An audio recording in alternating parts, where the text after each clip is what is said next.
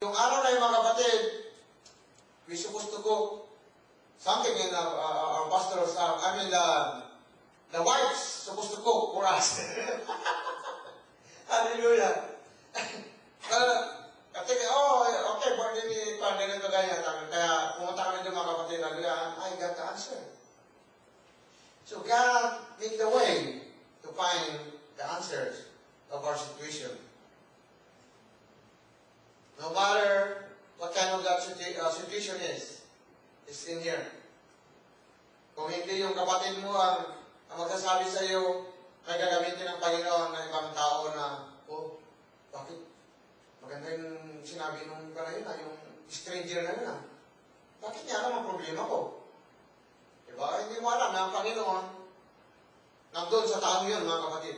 Gusto lang iparinig sa iyo na, okay, ganito ang gawin mo, anak. Kasi ang Panginoon, mga kapatid, ayaw niya tayo yung parang nagmamakaawa tayo. Nagmumukhang kawawa tayo, mga kapatid. Kasi ang anak ng Diyos ay hindi namamalimos siya, mga kapatid. Amen? Kaya ang sitwasyon natin ngayon, mga kapatid, hallelujah, nahihirap man tayo, pero hindi tayo papabayaan mamamalimos ng ating Panginoon. No. Just hold on to Him. Kagaya ng isang ama, mga kapatid, hallelujah. Kung ang anak niya ay nagugutom, mga kapatid, hallelujah, palagi nagsasabi yan, just hold my hand, just hold my hand. Right in front of us, there's something in there, Diba? Patapos yung anak, maglalakad na naman yan, hindi na niyak yan, mga kapatid. Ganon ang ating Panginoon. Tinitisting tayo, mga kapatid. Tinitisting tayo kung hanggang kailan ang haba ng ating pasensya, mga kapatid. Diba, sa physical, mga kapatid, kung gaano kalawak ang iyong bukid, ganoon din karami ang iyong kaninin. Ngayon, in the spiritual way, mga kapatid, kung gaano kahaba ang iyong pasensya, ganoon din kahaba ang iyong blessing. Amen? Diba? Kung gaganito lang, siyempre ganyan. Bakit Panginoon kulang ito? Ano? Gano'n ba kahabang yung pasensya? Ganyan lang. Diba? Kaya ako ay nagaganap, mga kapatid, hallelujah. Kasi lahat ng mga sitwasyon na ginagawa ko na, ito yung parang, the pattern, yung nagagawa ng mga kapatid, palayo. Diba? Yung mga kamay nila. Ganun ang ating Panginoon, mga kapatid. Binibigyan tayo ng sitwasyon at tinitignan niya tayo kung gaano tayo matatag. Hallelujah. Kasi ayaw ng Panginoon na tayo gawin na yung babasagin lang, mga kapatid, na pag kunting buwan lang, basag na tayo, hindi. Kaya nga tayo ginagawa ng talagang matibay, mga kapatid. Hallelujah.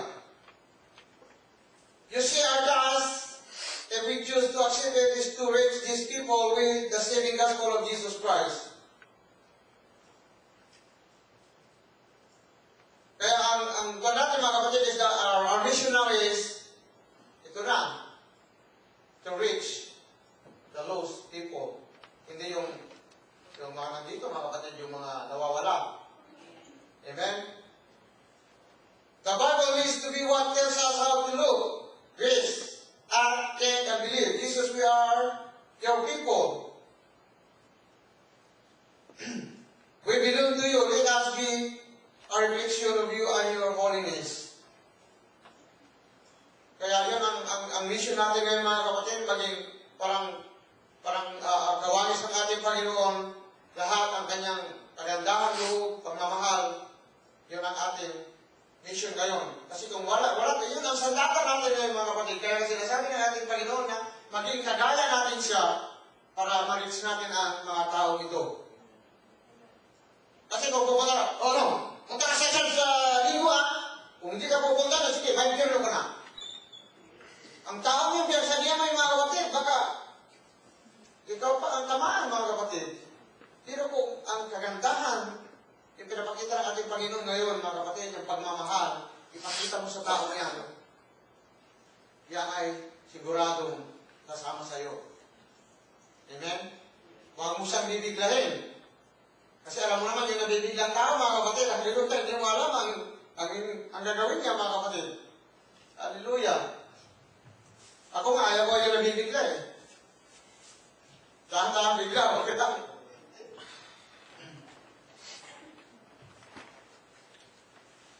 To through them, assuming line of rescue, we must first have our faith planted where it is safe. Kaya kinakailangan din natin, mga kapatid, talagang malakas din ang ating pananampalataya. Kasi kung isisim natin ang mga tao ito, itong nalulunod na tao ito, mga kapatid, at ikaw ay hindi marunong lumangoy, dalawa na kayo malulunod, mga kapatid. Kaya in spiritual, mga kapatid, kailangan natin malaman din ang mga salita ng ating Panginoon. Para kung may nakita ka dyan, alam mo ang iyong sasabihin din, mga kapatid. Hallelujah.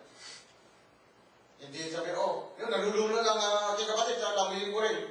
Yung pala, hindi mo pala alam lumangoy eh.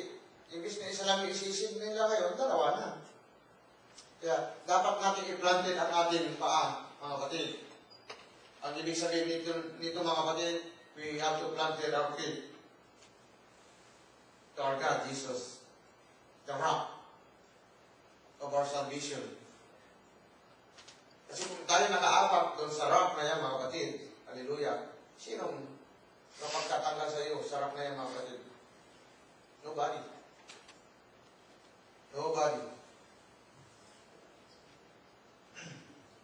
But we are dealing with people that want nothing to do with Jesus. Yan ang pinakamahirap pa sa mission nito, mga kapatid. Ang mission natin nito ay paano mga tao ito na hindi nila kilala ang Panginoon. They have nothing to do with Jesus. They are too busy with their own life. God's career, or they are shopping, traveling, playing, partying, part too busy for Jesus. So your impossible mission is to reach these impossible people who want nothing to do with Jesus. Kaya alam na natin ang ating impossible mission, mga kapatid.